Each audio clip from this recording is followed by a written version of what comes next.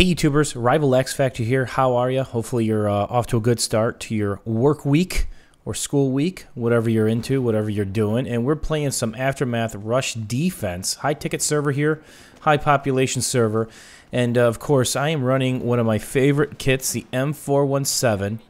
No grip with the laser sight, because this thing is, you need it for the hipfire accuracy. And I'm going to kind of talk about my thought processes here.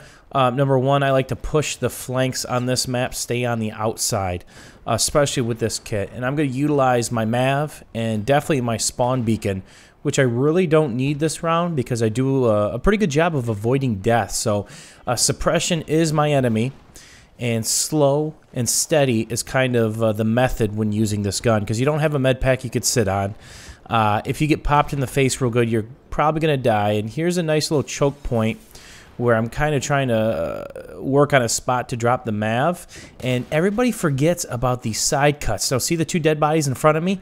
I know I probably got people coming, so I'm going to try to hug the wall a little bit and slow down and try to get around the enemy. So they've kind of set A. I'm in a good spot, and I'm just kind of scoping it out right now, trying to figure out what's going on, because again, most people have that sheep mentality. What is that?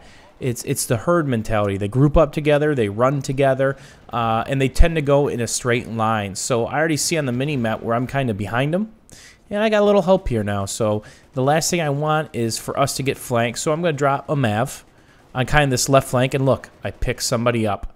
I would have had no way of seeing that individual if I would not have had a MAV or tugs down. And again, how do you avoid a MAVs or a tug? What do you do? Well, if you hear it beeping, you crab walk, crouch walk, basically, or you prone crawl, you know, the old victory crawl. So that's two ways, and the only two ways to avoid a MAV or tugs, besides standing absolutely still.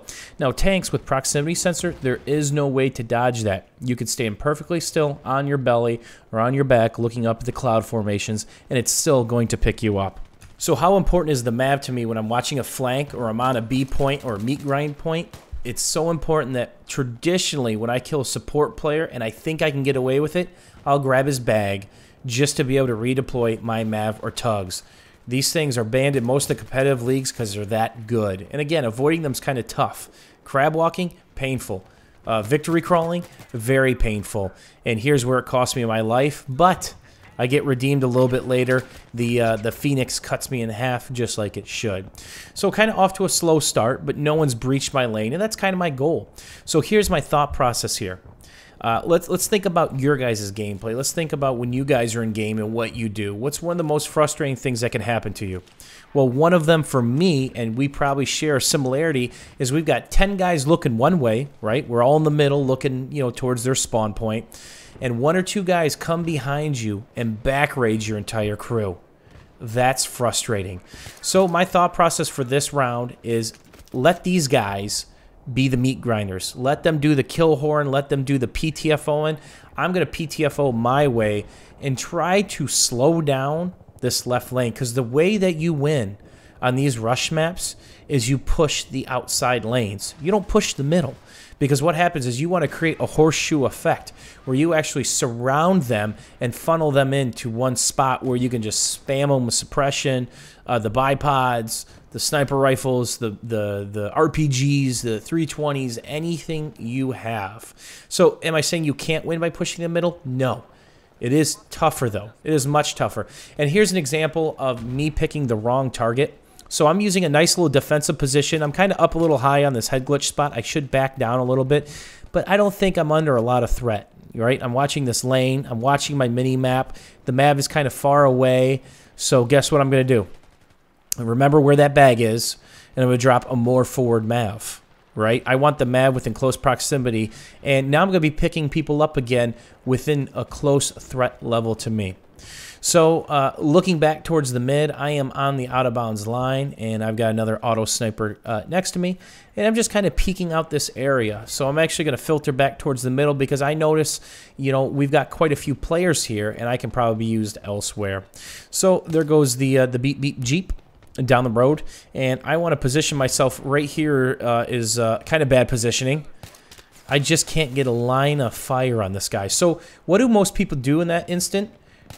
they re-peek the same spot like I did, that's kind of a cardinal sin, right? Re-peeking is the worst thing you can do. Sometimes you don't have an option if you're in a little cubby, but a lot of times you can move. And right now I'm letting my health auto-regen. If you don't take damage for X amount of time in normal mode, it slowly regens. And I like full health. It, avoids me from getting shot by the big boy bullets and dropping in a split second. So that's something to keep in mind. So let's talk about the bad targeting.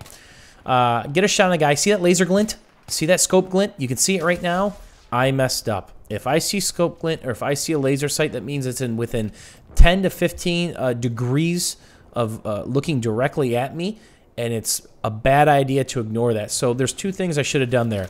Duck and relocate, or take a quick peek and shoot him in the face, hopefully. So I picked the wrong target. I shot a guy in the side or the back, and I did not shoot the high threat target. So as a sniper, that's the most important thing you can worry about when you're out there on the flank, is take care of the guys that are rushing you, take care of the guys that are looking at you, and just filter some of the cream off the top, right? Because you got help. You don't have to kill everything. You got help. And try to support your teammates. As a sniper, you can see who's dead. Obviously, I see 3 skulls in front of me. So that's kind of be my focus point right now, because don't forget, where there's 1, there can be 4. What's that mean? If you leave 1 squad member alive, his team can spawn bomb on him and just create kind of a chaos and a madness. So red dots everywhere. I'm going to kind of chase after this guy. He probably just found out he can't go any farther, and I'm going to whiff. Aim low, aim short, aim wide. Not a good shot. And there you see me busting out double mav. What's the thought process there? Somebody has to stop and shoot each one of those, right? So why not throw another one down? You have nothing to lose. And there's the classic get your face shot off quick because you look at the wrong person. I should have quick peeked that wall or tight peeked that wall, expecting somebody to be, basically peeking down that. Because again, there's 33 tickets left. There's not a lot of chance left for these guys. And get a quick peek there. Nice shot. Guys coming in, and there's the hip fire. When they're close, you can fire this gun faster. When they're further away, you got to take slower, more steady shots. And this is the beauty of this kit. I wish I had this whole steady stream of customers all game long, because that's the funness that comes with using the M417, especially on close quarters, or especially some of these city maps. And there's an example of medium range shot. Take your time. If you miss, make a follow-up shot. And that was some crazy shit. I have no idea what killed him, but he kind of just went flailing through the air. My guess, that sweet-ass bad luck that gets everybody, right? So assault rifles, if you miss them, you're probably going to die. You're suppressed, you're probably going to die. So hopefully this helped you guys out. Some of my random thought processes while using the M417. If you enjoyed this, learned something today about this left flank over here, don't forget to give me the old thumbs up. I got more videos coming up soon for you guys with the Battlefield stuff, including a new series which just features kind of like crazy ownage clips. Thanks again, YouTube, for supporting me. I look forward to seeing your comments and random rabble down below. Not bad for a sniper, right? See you guys.